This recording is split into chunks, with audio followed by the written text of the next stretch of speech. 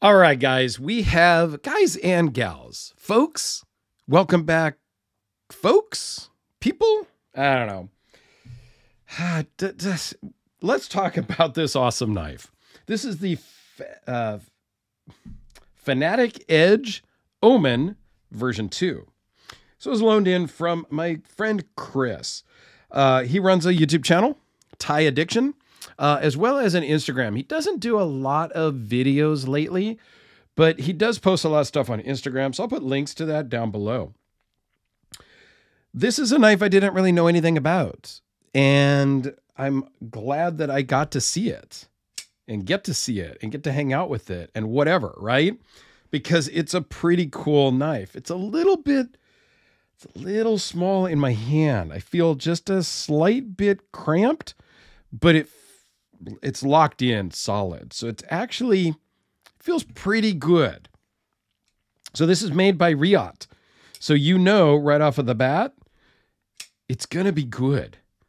Riot does some of the best fit and finish, and just they do great work. I can't say enough about them. You guys already know about all of them, so I don't really need to go into a lot of detail.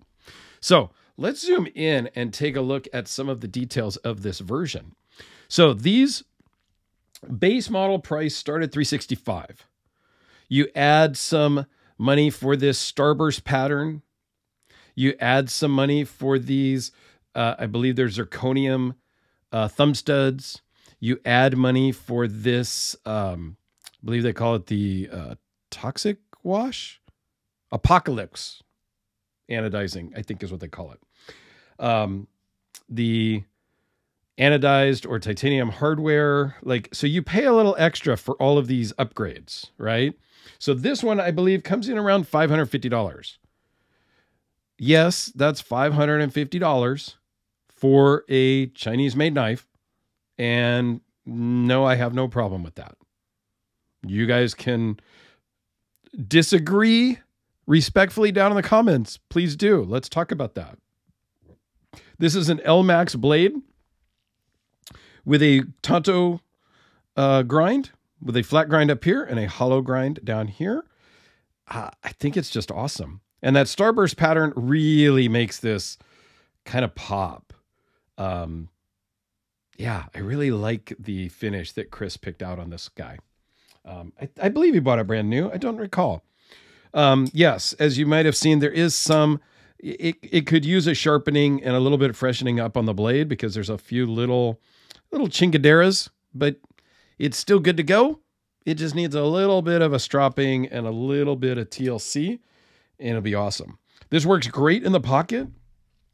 I really like pretty much everything about this knife. So it's 4.5 inches closed, 8 inches overall. I do like the fact that it's got thumb studs and a flipper tab, so it gives you options. I don't love the flipper maybe because it is kind of, it's not uncomfortable, but it's not a fidget flipper, if that makes sense. It could be uncomfortable 20, 30 flips in. And the thumb studs, they work really good, but I do need to kind of reach back for them. But all in all, I got nothing bad to say. 8 inches overall, 3.5 inch blade, 0.025 up here at the tip, behind the edge, and 0.017 on the hollow grind, which is very common for a compound ground blade, because you want the strength up here at the tip. That's why it's flat ground. That's why it's a little thicker behind the edge for your piercing and whatnot type of activity. A little bit thicker up here. And then when you need to do fine cutting, you have this edge down here. It is LMAX blade steel. Weighs in at 4.8 ounces. Runs on ceramic bearings. All in all, it's a cool little knife. At 3.5 inches, it's not small. It's just the way the handle is shaped, it feels a little bit small. So here is the North Arms Skaha, which I think is about the same size. Feels different in the hand because it's more neutral, right? I think the Kubi KB237 is roughly the same size as well. Not quite as neutral of a handle, but again, just feels different because it's not quite as pronounced for your hand. I don't know. I think it's a cool knife. And at $365 for base model, which would be the LMAX, which would be just a stonewash titanium tumbled titanium frame, would be your stock configuration for that $365 price. Here's with the Sharpie. Yeah, it's cool. I don't have another Riot knife here in arm's reach, or I would compare, but yeah, they're pretty nice. I love most everything Riot makes. This one, the action, probably, I mean, it's great. It's not a brand new knife, so you could tweak this and be a little more drop shutty, a little less drop shutty. That's the beauty of this, is you can tune them the way you kind of want.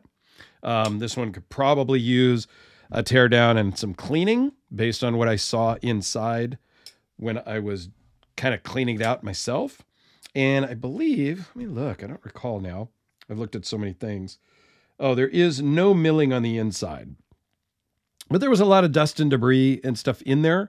So I'm guessing there's probably a little gunk up in the bearings. So I don't know. All in all, I think it's a cool little knife, and would love to hear your thoughts down below. And again, a big thank you to Ty Addiction.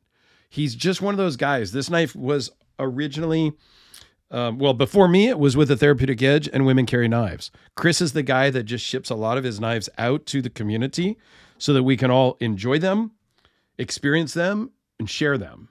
So big hand out to Ty Addiction, Chris. I really, really appreciate you and all of your support. Have a great day, guys.